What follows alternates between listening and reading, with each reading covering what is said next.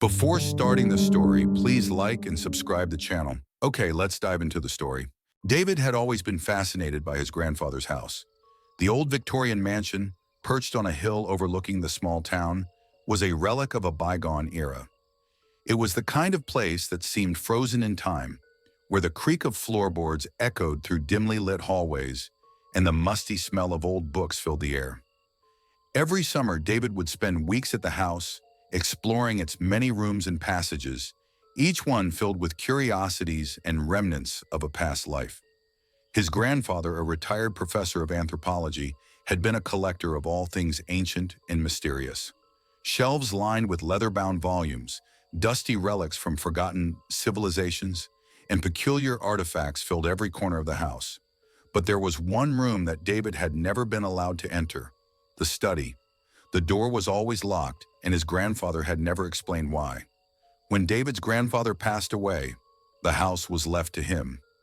The day after the funeral, David returned to the house, now his own, with a heavy heart. As he walked through the familiar halls, he couldn't shake the feeling that something was different. The shadows seemed to stretch longer, and the silence felt more oppressive than ever before. After a few days of settling in, David's curiosity got the better of him. He found the key to the study in his grandfather's old desk, tucked away in a drawer beneath a stack of yellowing papers. With a trembling hand, he unlocked the door and stepped inside. The study was exactly as he had imagined it. Tall bookshelves crammed with volumes, an old wooden desk cluttered with papers, and a large window that let in the faint light of the overcast day. But what caught David's eye was a book lying in the center of the desk, as if it had been left there just for him. The book was old, its leather cover cracked and worn. There was no title, just a strange symbol embossed on the front, a circle with intricate patterns woven within. David's fingers tingled as he touched it, and a chill ran down his spine. He opened the book carefully, the brittle pages crackling as he turned them. The text was written in an ancient language he couldn't recognize, the letters sharp and angular, almost as if they had been scratched into the paper. But there were illustrations, dark, haunting images of strange rituals and grotesque creatures. David's breath quickened as he flipped through the pages, each one more disturbing than the last. He knew he should put the book down, leave the room, and lock the door behind him. But something compelled him to keep reading, to delve deeper into the secrets hidden within the ancient tome. Hours passed as David lost himself in the book. The sun had long since set, and the only light in the room came from a single lamp on the desk, casting long shadows across the walls. As he reached the final pages, he came across a section that seemed different from the rest. The writing was more erratic, the illustrations more vivid, almost as if they had been drawn in a frenzy. The text described a ritual, a way to summon something ancient and powerful. David could barely comprehend the words, but he felt their meaning deep within his bones. It was a curse, a way to bind oneself to a force beyond this world, to gain knowledge and power at a terrible cost. David's hands trembled as he read the final instructions. All that was required was a drop of blood, a simple offering to seal the pact. He could feel the book's pull, a whisper in the back of his mind, urging him to complete the ritual. It promised him everything he had ever wanted: knowledge, power, even a way to see his grandfather again. Without thinking, David reached for the letter opener on the desk. He barely felt the sting as he pricked his finger and let a drop of blood fall onto the page. The ink seemed to come alive, swirling and twisting as it absorbed the blood, and the symbol on the cover of the book began to glow with a faint, eerie light. Suddenly, the air in the room grew cold, and a deep, resonant hum filled the space. David felt the floor shift beneath his feet as the shadows on the walls began to move, stretching and twisting into grotesque shapes. The room itself seemed to warp, the walls closing in on him as the light from the lamp flickered and dimmed. A low growl echoed through the study, and David's heart pounded in his chest. He tried to pull his hand away from the book, but it was as if his fingers were glued to the pages. The shadows coalesced into a single form, a tall, dark figure with eyes that burned like embers. It towered over David, its presence overwhelming, suffocating. David's breath hitched as the figure leaned in close, its voice a guttural whisper that seemed to reverberate through his entire being. "You have summoned me," it hissed, its voice sending a chill down David's spine. "And now, you must pay the price?" David wanted to scream, to run, but he was frozen in place, his body paralyzed by fear. The figure reached out, its hand a mass of shadow and smoke, and touched David's chest. A searing pain shot through him, and he felt as if his very soul was being torn apart. The figure's eyes glowed brighter, and David's vision began to blur. He could feel his life force draining away, his strength slipping through his fingers like sand. But just as he thought he would be consumed entirely, the figure stopped. It pulled back, its eyes narrowing as it studied him. "You are bound to me now," it said, its voice softer but no less terrifying. "You have called upon the curse, and it will follow you always." With that, the figure dissipated, the shadows retreating back into the corners of the room. The light from the lamp flickered back to life, and the room returned to its normal state. But David knew that nothing would ever be the same again. He staggered back, his breath coming in ragged gasps. The book lay open on the desk, its pages blank, the glow gone.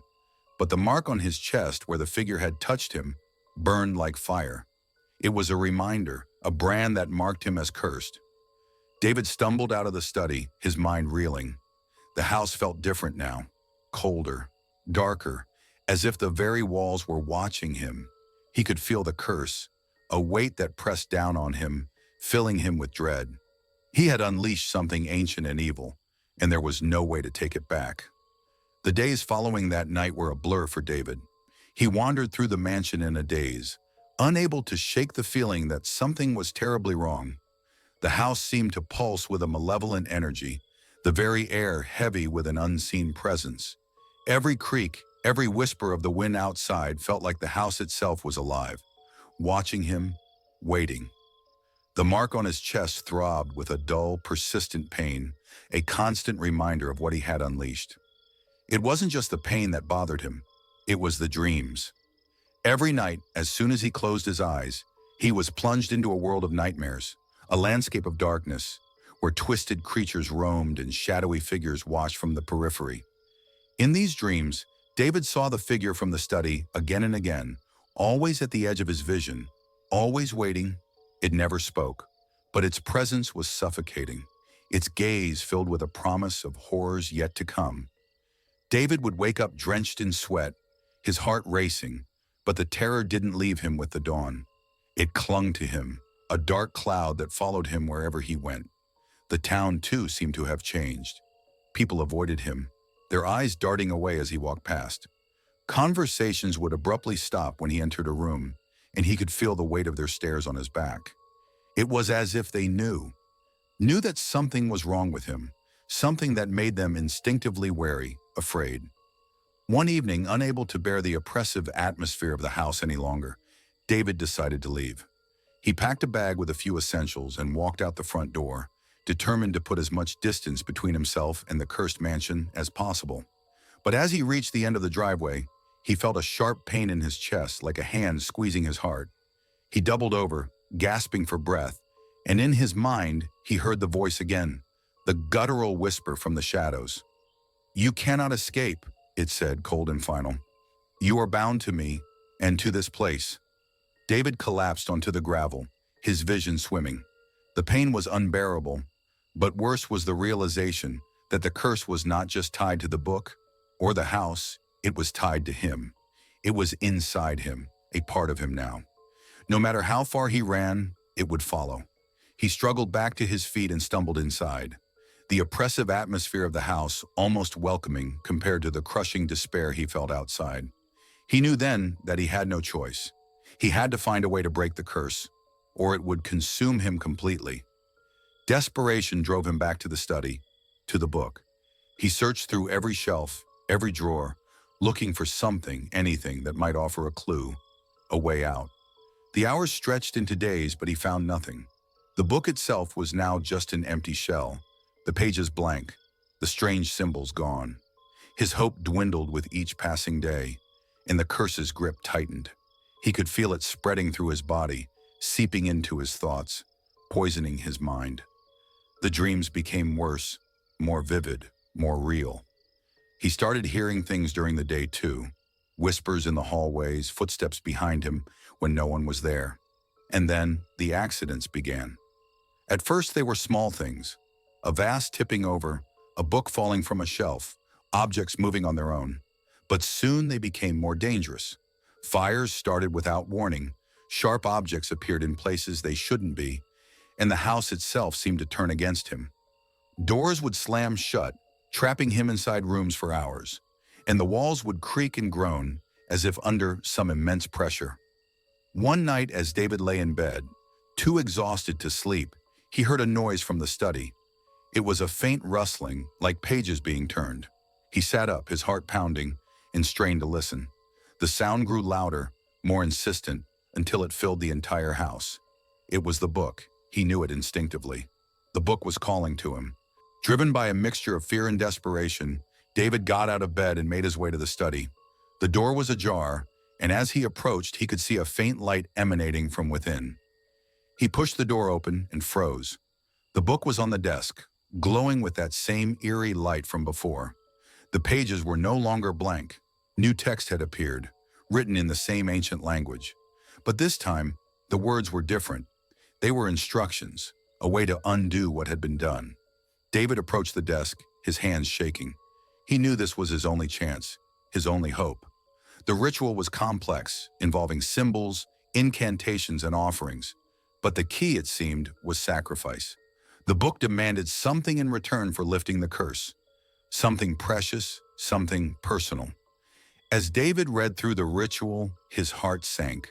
The price was steep, too steep. The book demanded a life for a life.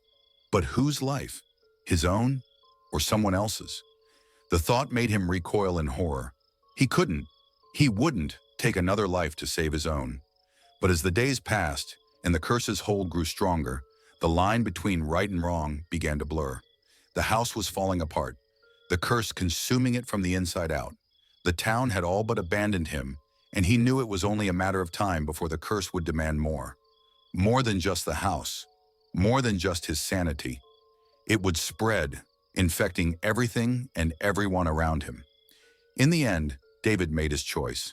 He prepared the ritual, gathered the necessary components, and when the time came, he stood in the center of the study. The book opened before him, the words of the incantation on his lips. But as he began to speak, the house itself seemed to come alive. The walls shook, the windows rattled, and the shadows in the corners grew darker, more menacing. The air was thick with the scent of decay, and the temperature dropped until his breath came out in visible puffs. David's voice faltered, but he pushed on, reciting the incantation with as much strength as he could muster. The light from the book grew brighter, blinding him, and he felt a cold wind whip through the room, carrying with it the sound of distant, tortured screams. And then, just as he reached the final words, the room exploded with light. David was thrown back, his body slamming into the wall with a force that knocked the breath out of him. He lay there dazed as the light slowly faded, leaving the room in darkness.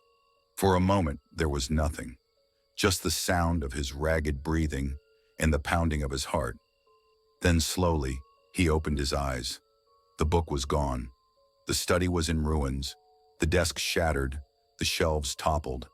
But the mark on his chest no longer burned, and for the first time in weeks, the house was silent. The curse was lifted. He could feel it in the air, the oppressive weight gone, the shadows retreating. He slowly got to his feet, his body aching, but alive. He had done it. He had survived. But as he looked around the wreckage of the study, he knew that he would never be the same. The curse had left its mark on him in more ways than one. He left the house that night, walking away from the mansion for the last time. He didn't look back. There was nothing left for him there. Nothing but memories of a horror he would spend the rest of his life trying to forget. But as he disappeared into the night, he couldn't shake the feeling that the curse wasn't truly gone, that it had simply passed on, lying in wait for the next unfortunate soul who would stumble across that cursed book and make the same mistake he had.